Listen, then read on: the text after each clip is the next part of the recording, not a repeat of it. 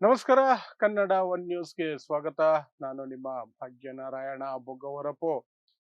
RSS, BJP, Narendra Modi, Mohan Bhagwat ಭಾರತದಲ್ಲಿ ಜಾತ್ಯತೀತ ತತ್ವಗಳನ್ನು ಕೊಂದು ಮುಗಿಸಿದ್ದಾರೆ ಅನ್ನುವ ರೀತಿಯಲ್ಲಿ ಜಗತ್ತಿನಲ್ಲಿ ಅತ್ಯಂತ ಹೆಚ್ಚು ಸರ್ಕ್ಯುಲೇಷನ್ ಇರುವಂತಹ ಪ್ರಸಾರ ಇರುವಂತಹ ಪತ್ರಿಕೆಗಳಲ್ಲಿ ಒಂದಾದ ದ ನ್ಯೂಯಾರ್ಕ್ ಟೈಮ್ಸ್ ಆರೋಪ ಮಾಡಿದೆ. ಒಂದು ವಿಶೇಷ ವರದಿಯನ್ನ ಅದು ಪ್ರಕಟ ಮಾಡಿ ಅದರಲ್ಲಿ ಏನೆಲ್ಲ ಆಗ್ತಿದೆ ಭಾರತದಲ್ಲಿ, ಜಾತ್ಯತೀತ ಅನ್ನುವಂಥದ್ದು ಏನಾಗಿದೆ, ಜಾತ್ಯತೀತ ರಾಷ್ಟ್ರವನ್ನ ಹಿಂದೂ ಫಸ್ಟ್ ಅನ್ನುವಂತಹ ರಾಷ್ಟ್ರ ಮಾಡೋದರಲ್ಲಿ ಏನೆಲ್ಲ ಕೆಲಸಗಳು ನಡೀತಾ ಇದೆ, ಆ ರೀತಿ ಆಗಿದ್ದು ಇವತ್ತು ಅಲ್ಲಿ ಸಾಕಷ್ಟು ಗೊಂದಲ, ಹಿಂಸೆ ಆವರಿಸಿಕೊಂಡಿದೆ ಅನ್ನುವಂಥದ್ದನ್ನ ದ ನ್ಯೂಯಾರ್ಕ್ ಟೈಮ್ಸ್ ಪ್ರಕಟ ಮಾಡಿದೆ. ಸೊ ಏನಿದು ಸಂಪೂರ್ಣ ವಿವರ ಮತ್ತು ಇದರಿಂದ ಭಾರತದ ಮೇಲೆ ಎಂತಹ ಪ್ರಭಾವ ಬೀರುತ್ತೆ ವಿವರಿಸುವಂತಹ ಪ್ರಯತ್ನವನ್ನು ಮಾಡ್ತೇನೆ. ಸೊ ಜಗತ್ತಿನ ಅತ್ಯಂತ ಹೆಚ್ಚು ಪ್ರಸಾರ ಇರುವಂತಹ ಪತ್ರಿಕೆಗಳಲ್ಲಿ ಒಂದಾದಂತಹ ದ ನ್ಯೂಯಾರ್ಕ್ ಟೈಮ್ಸ್ ಒಂದು ವಿಶೇಷ ವರದಿಯನ್ನ ಫ್ರಂಟ್ ಪೇಜ್ ಅಲ್ಲಿ ತನ್ನ ಮುಖಪುಟದಲ್ಲೇ ಪ್ರಕಟಿಸಿಕೊಂಡಿದೆ. ಮೇಲೆ RSS ನ ಪುಡಾರಿಗಳ ಫೋಟೋ, ಕೆಳಗಡೆ ನರೇಂದ್ರ ಮೋದಿ ಅವರ ಫೋಟೋ ಹಾಕಿ ಒಂದು ಆರ್ಟಿಕಲ್ ಅನ್ನು ಪ್ರಕಟಿಸಿದೆ. ಹೌ ಇಟ್ ಈಸ್ ರೀಶೇಪಿಂಗ್ ಅಂತ, ಹೇಗೆ ಬದಲಾಗ್ತಿದೆ ಭಾರತ, ಹೇಗೆ ಬದಲಾಗ್ತಿದೆ ಅಂದ್ರೆ ಎಲ್ಲಿಂದ ಅಂದ್ರೆ secular India to Hindu first India.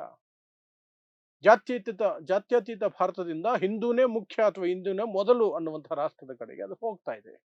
ಅದು ಯಾಕಾಗ್ತಿದೆ, ಏನಾಗ್ತಿದೆ ಅಂದ್ರೆ RSS ತನ್ನ ಗುರಿಯನ್ನು ಮುಟ್ಟೋದಕ್ಕೆ ಸಾಕಷ್ಟು ಸಫಲ ಆಗ್ತಿದೆ. ಏನ್ ಮಾಡ್ತಿದೆ, ಅದು ಎಲ್ಲ ಕಡೆಯೂ ಸಹ ತನ್ನ ಮನಸ್ಥಿತಿಯ ಜನರನ್ನ ಬೇರೂರಿಸೋದ್ರಲ್ಲಿ ಸಫಲ ಆಗಿದೆ. ಮೋದಿ ಆಡಳಿತದಲ್ಲಿ ಅದಕ್ಕೆ ಸುಲಭ ಆಗಿದೆ, ಅದನ್ನ ಸಫಲತೆಯಿಂದ ಮಾಡ್ಕೊಂಡು ಬರ್ತಿದೆ. ಏನು, ಸರ್ಕಾರಿ ಸಂಸ್ಥೆಗಳು, ಪೊಲೀಸು, ಸೇನೆ ಮತ್ತೆ ಇನ್ಯಾವುದೇ ರೀತಿಯಾದ ತನಿಖೆ ಸಂಸ್ಥೆಗಳಿಂದ ಹಿಡಿದು ಸರ್ಕಾರಿ ಉದ್ಯೋಗಿಗಳವರೆಗೆ ಎಲ್ಲರೂ ಸಹ RSS ಹಿನ್ನೆಲೆಯ ವ್ಯಕ್ತಿಗಳನ್ನ ಸ್ಥಾಪನೆ ಮಾಡ್ಕೊಂಡು ಬಂದಿದೆ.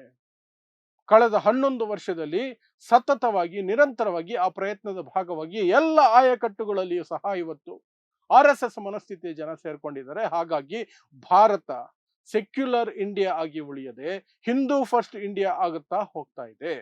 ಅದು ಬಹಳ ಅಪಾಯಕಾರಿ ಅಂತ ಹೇಳ್ತಾ ಇದೆ. ಇನ್ನು ಮುಂದೆ ಹೋಗಿ ಅದು ಹೇಳುತ್ತೆ, ಇದನ್ನ ರಿಪೇರಿ ಮಾಡದ ಮಟ್ಟಕ್ಕೆ, ಆ ಮಟ್ಟಕ್ಕೆ ಅದು ಹಾನಿಯನ್ನ ಮಾಡ್ತಾ ಇದೆ ಇಡೀ ದೇಶಕ್ಕೆ. ಅದರ ಜೊತೆಗೆ ಇತ್ತೀಚೆಗೆ ಕ್ರಿಸ್ಮಸ್ ಸಂದರ್ಭದಲ್ಲಿ ಕ್ರೈಸ್ತರ ಮೇಲೆ ನಡೆದಂತಹ ದಾಳಿಗಳು, ಕ್ರೈಸ್ತರ ಮೇಲಾದಂತಹ ದೌರ್ಜನ್ಯಗಳು ಕುರಿತಾಗಿಯೂ ಸಹ ಅದು ಉಲ್ಲೇಖವನ್ನು ಮಾಡ್ಕೊಂಡು ಹೋಗಿದೆ. ಇಂತಿಂಥದ್ದೆಲ್ಲ ನಡ್ಕೊಂಡು ಬಂದಿದೆ ಅಂತ. ಅದಾದ ನಂತರ ಆದಿತ್ಯನಾಥ್ ಬಗ್ಗೆನೂ ಹೇಳ್ಕೊಂಡು ಬಂದಿದೆ. ಆದಿತ್ಯನಾಥ್ ಅನ್ನುವಂತಹ ಒಬ್ಬ ಮುಖ್ಯಮಂತ್ರಿ ಇಡೀ ದೇಶದಲ್ಲಿ ಬುಲ್ಡೋಸರ್ ಬಾಬಾ ಅನ್ನುವಂತಹ ಕುಖ್ಯಾತಿಗೆ ಒಳಗಾಗ್ತಾ ಬರ್ತಾ ಇದ್ದಾರೆ. ಹಿಂದುತ್ವದ ಹೆಸರಿನಲ್ಲಿ ಅವರು ಮೋದಿಯ ರೀಪ್ಲೇಸ್ಮೆಂಟ್ ಆಗಿ ಕಾಣಿಸ್ಕೊಳ್ತಿದ್ದಾರೆ. ಮೋದಿ ಇಳಿದ್ರೆ ಆದಿತ್ಯನಾಥ್ ಅನ್ನುವಂತಹ ಪರಿಸ್ಥಿತಿ ಅಲ್ಲಿ ನಿರ್ಮಾಣ ಆಗ್ತಿದೆ. ಅದರ ಜೊತೆಗೆ ಮೋದಿ ಇದ್ದರೂ ಇಲ್ಲದೆ ಹೋದರು ರಾಜಕೀಯದಲ್ಲಿ ಮುಂದೆ ಬಿಜೆಪಿಯನ್ನ ಸೋಲಿಸೋದು ಕಷ್ಟ ಸಾಧ್ಯ ಅನ್ನುವ ಮಟ್ಟಕ್ಕೆ ಎಲ್ಲ ಕ್ಷೇತ್ರಗಳಲ್ಲಿ RSS ಮನಸ್ಥಿತಿಯ ಜನರನ್ನ ತುಂಬಿಸಲಾಗಿದೆ. RSS ಮನಸ್ಥಿತಿಯ ಜನ, ಸಂಘ ಪರಿವಾರದ ಜನ, ಎಲ್ಲದ ಕಡೆಯೂ ಶಿಕ್ಷಣದಿಂದ ಹಿಡಿದು ರಾಜಕೀಯದವರೆಗೆ, ಸೇನೆಯಿಂದ ಹಿಡಿದು ಪೊಲೀಸರವರೆಗೆ, ಸರ್ಕಾರಿ ಸಂಸ್ಥೆಗಳಿಂದ ಹಿಡಿದು ಪ್ರೈವೇಟ್ ಕಂಪನಿಗಳವರೆಗೆ ಆ ಮನಸ್ಥಿತಿಯ ಜನ ತುಂಬು ಹೋಗಿದ್ದಾರೆ. ಅದು ಮುಂದಿನ ದಿನಗಳಲ್ಲಿ ಏನು ಬೇಕಾದ್ರೂ ನಡೆಸುತ್ತೆ. ಆ ಕಾರಣಕ್ಕೆ ಮತ್ತೆ ಬಿಜೆಪಿಯನ್ನು ಸೋಲಿಸೋದು, ಬಿಜೆಪಿಯೇತರ ಸರ್ಕಾರ ಬರೋದು ಬಹಳ ಕಷ್ಟವಾಗ್ತಾ ಹೋಗ್ತಿದೆ. ಕಷ್ಟ ಸಾಧ್ಯ ಅಸಾಧ್ಯ ಅನ್ನೋ ಮಟ್ಟಕ್ಕೆ ಆಗೋಗಿದೆ. ಆ ಪರಿಸ್ಥಿತಿಗೆ ಬಂದಿದ್ದೀವಿ ಅನ್ನೋದನ್ನ ಅವರು ಈ ಮೂಲಕ ಹೇಳುವುದನ್ನ ಮಾಡಿದ್ದಾರೆ. ಯಾರು, ದ ನ್ಯೂಯಾರ್ಕ್ ಟೈಮ್ಸ್ ಅವರು. ಸೊ ಅವರು ಹೇಳಿರೋದ್ರಲ್ಲಿ ಸತ್ಯ ಇದೆ ಅಂದ್ರೆ ಖಂಡಿತವಾಗ್ಲೂ ಸತ್ಯ ಇದೆ. ಮೊನ್ನೆ ಕ್ರಿಸ್ಮಸ್ ಸಂದರ್ಭದಲ್ಲಿ ಹಿಂದುತ್ವ ಹೆಸರಿನ ಪಡೆಗಳು ನಡೆಸಿದಂತಹ ಗೂಂಡಾಗಿರಿ, ಆ ಪುಂಡರು ಮಾಡಿದಂತಹ ಪುಂಡಾಟಿಕೆ, ದೌರ್ಜನ್ಯ, ದಾಳಿಗಳನ್ನ ನೋಡಿದಾಗ ಸತ್ಯ ಅನ್ಸುತ್ತೆ. ಉತ್ತರಾಖಂಡದಲ್ಲಿ ನಾರ್ತ್ ಈಸ್ಟ್ ವಿದ್ಯಾರ್ಥಿಯನ್ನ ಚೈನೀಸ್ ಅಂತ ಕರೆದು ಹೊಡೆದು ಕೊಂದಾಗ, ಚೂರಿ ಹಾಕಿ ಕೊಂದಾಗ ಅದು ಸತ್ಯ ಅನ್ಸುತ್ತೆ. ಅಖ್ಲಾಕ್ ಅನ್ನ ಕೊಂದವರನ್ನ ಬಿಡುಗಡೆ ಮಾಡಬೇಕು ಅಂತ ಉತ್ತರ ಪ್ರದೇಶ ಸರ್ಕಾರ ಕೋರ್ಟ್ಗೆ ಅರ್ಜಿ ಸಲ್ಲಿಸಿದಾಗ ಅದು ಸರಿ ಅನ್ಸುತ್ತೆ. ಇಡೀ ದೇಶದಲ್ಲಿ ಧರ್ಮದ ಹೆಸರಿನಲ್ಲಿ, ಜಾತಿಯ ಹೆಸರಿನಲ್ಲಿ ದಿನ ಬೆಳಗಾದ್ರೆ ಯಾರನ್ನ ಒಬ್ಬರನ್ನ ಕೊಲ್ಲುವ ಸುದ್ದಿಗಳು ಬರ್ತಿರ್ಬೇಕಾದ್ರೆ ಅದು ಸತ್ಯ ಅನ್ಸುತ್ತೆ. ಇನ್ನೂ ಸಾಕಷ್ಟು ವಿಚಾರಗಳನ್ನ ನೋಡಿದಾಗ ಅದು ಸತ್ಯ ಅನ್ಸುತ್ತೆ.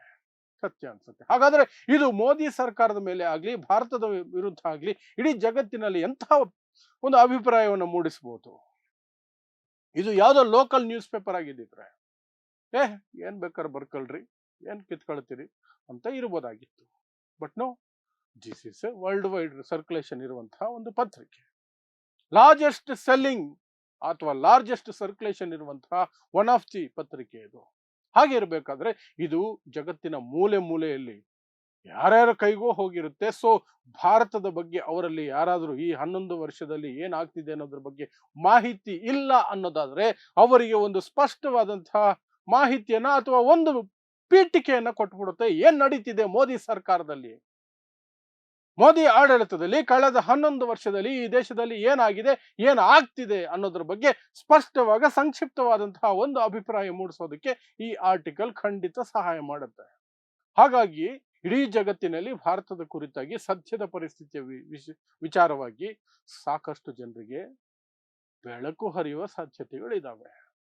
ಸೊ ಮುಂದೆ ಮೋದಿ ಬೇರೆ ದೇಶಗಳಿಗೆ ಹೋದಾಗ, ಕ್ರೈಸ್ತರ ದೇಶಗಳಿಗೆ ಹೋದಾಗ, ಮುಸ್ಲಿಮರ ದೇಶಗಳಿಗೆ ಹೋದಾಗ ಅಟ್ಲೀಸ್ಟ್ ಅಲ್ಲಿನ ಪತ್ರಕರ್ತರಾದ್ರೂ ಸಹ ಎದ್ದು ನಿಂತು ಪ್ರಶ್ನೆ ಕೇಳೋ ಸಾಧ್ಯತೆ ಇರುತ್ತೆ.